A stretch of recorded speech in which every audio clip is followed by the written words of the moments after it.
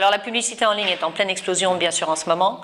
Les grandes tendances du moment sont en effet la vidéo. C'est le plus gros, la plus grosse croissance se fait dans la vidéo. Le display commence à saturer sur certains marchés. Donc les annonceurs qui sont très dans le branding vont vers la vidéo. Et la grosse tendance, c'est la convergence sur tous les écrans. Les annonceurs ne veulent plus approcher un consommateur sur le mobile, sur le PC, sur la télé.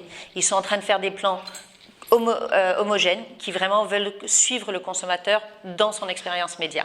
Et donc la grosse tendance du moment, c'est la convergence. On en parle depuis des années, mais maintenant c'est une réalité que les annonceurs veulent voir. Et donc ça veut dire des gros enjeux technologiques, parce que pour l'instant, soyons très clairs, les univers sont très en silo. Le mobile a ses fonctionnements, le PC, la télé, avec des métriques complètement différentes. Et là, il va falloir qu'on apprenne tous à travailler ensemble.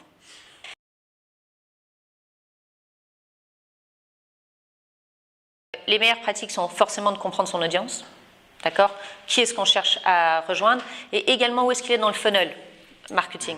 Est-ce qu'on est juste dans le branding et qu'on cherche vraiment à s'imprégner de la marque ou est-ce qu'on est vraiment dans une phase où on essaye de faire une action, que le consommateur soit dans l'action. Donc comprendre son audience et comprendre où elle est dans le temps et avec la marque. La deuxième grosse, et donc forcément c'est tout ce qui est l'environnement de la data, de bien se servir de la data. Deuxièmement, en effet, comprendre le plan média.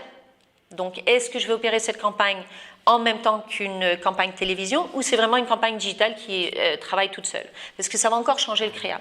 Et finalement, la grosse recommandation, c'est d'adapter la créativité, la publicité même, le côté créa, à ce plan média. Et ça, malheureusement, on le voit très peu.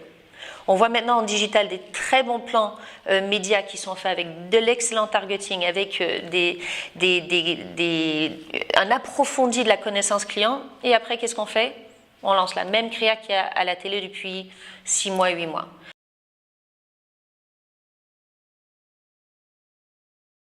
La fraude est un sujet absolument clé. Je parlais à Cannes à une conférence il y a 2 jours et il me disait quel est l'avenir en 2020 ou en 2030. Je me disais mais si on n'adresse pas le problème de la qualité de la fraude aujourd'hui, on n'aura pas d'industrie en 2020 et en 2030. Donc soyons super clairs et nets, il y a un problème de fraude, de trafic non humain et il faut qu'on le gère ensemble.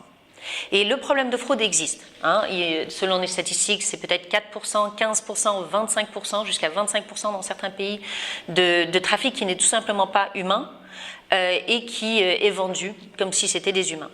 Et un des problèmes actuels, c'est que quand on parle aux éditeurs, ils se disent « mais c'est pas possible, je ne fais rien de mal, c'est pas possible que j'ai du trafic qui ne soit pas humain ».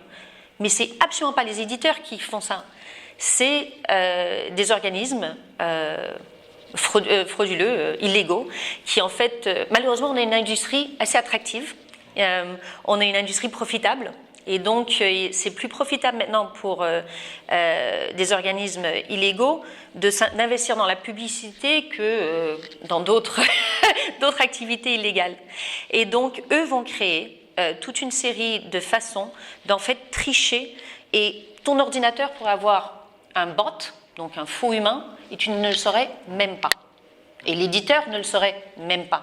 Quand tu serais en train de te loguer pour faire ta vraie activité, il pourrait y avoir jusqu'à 10 activités parallèles dont tu n'es absolument pas au courant, dont l'éditeur n'est absolument pas au courant, qui est en fait en train de, par ta machine, créer des faux humains. Donc c'est un vrai sujet. Il faut que les éditeurs n'en aient pas peur. On n'est pas en train de les accuser, eux, de faire des activités frauduleuses. Au contraire, ils sont les pires, c'est les pires victimes. Et il faut qu'on travaille ensemble à essayer d'éliminer ce sujet. Et comme le dit souvent Michael Tiffany, le CEO de WhiteUp, qui est notre partenaire sur la fraude, la seule façon d'éliminer la fraude, c'est de la rendre non profitable. Parce que de l'éliminer, c'est presque impossible. Ils ont parmi les meilleurs cerveaux au monde qui travaillent sur tout simplement créer le bot de demain. Et donc, comme une industrie, c'est impossible d'enlever ce pool de talents qui existe du mauvais côté. Ce qu'il faut faire, c'est le rendre tellement inutile qu'en fait l'argent ira autre part, dans une autre activité illégale, mais plus dans la vidéo.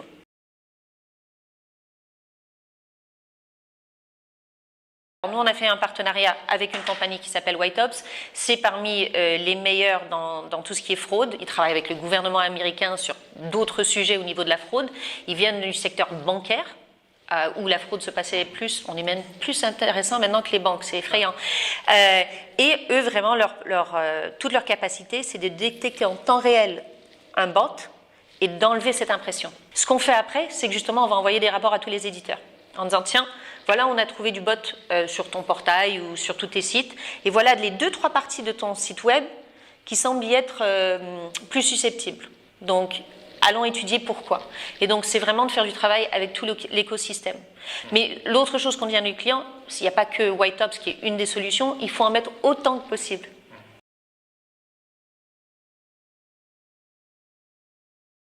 C'est des formats plus interactifs, ça c'est sûr, surtout sur le mobile.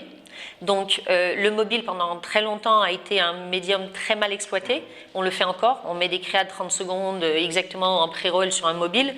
Ça c'est en train de changer. On est en train de trouver des petits formats très performants, très courts avec l'interactivité. C'est une super tendance et c'est assez difficile le mobile.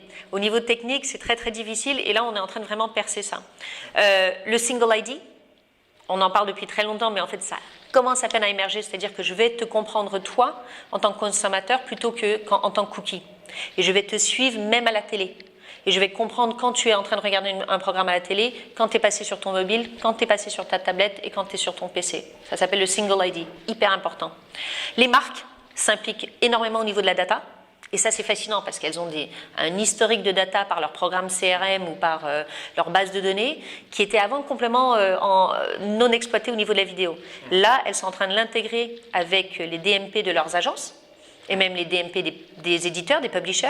Et donc, on est en train de créer une richesse de data, encore là, pour avoir une vraie compréhension de qui tu es. Et donc ça, je trouve ça fascinant. Et finalement, il ne faut pas oublier l'énorme géant qui est en train d'émerger, c'est-à-dire que la télé elle-même, la télé linéaire, est en train de devenir programmatique et en train de devenir intelligente. La télé reste un médium extraordinairement puissant. Il ne va pas disparaître. Au contraire, il est en train de se réinventer. Et ce qu'on voit aux États-Unis et qui est en train de se lancer maintenant en Europe, c'est que même le flux télé linéaire est en train de devenir plus intelligent, avec des audiences, des publicités diffusées en temps réel qui sont différentes. Et donc, notre télé va finalement devenir personnalisée. On en parle encore depuis des années, mais c'est très vrai. Et puis, l'autre tendance qui n'a pas encore émergé, mais qui le fera, c'est tout ce qui est objets connectés. Hein, on est de plus en plus en train de porter des objets sur nous-mêmes qui vont nous parler de beaucoup de choses.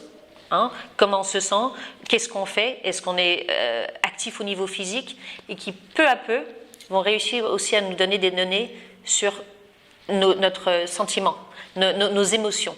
Et là, pour la publicité, d'être capable de mettre le pouvoir de la vidéo avec le pouvoir réel de l'émotion que ressent quelqu'un en temps réel, ça va être fascinant.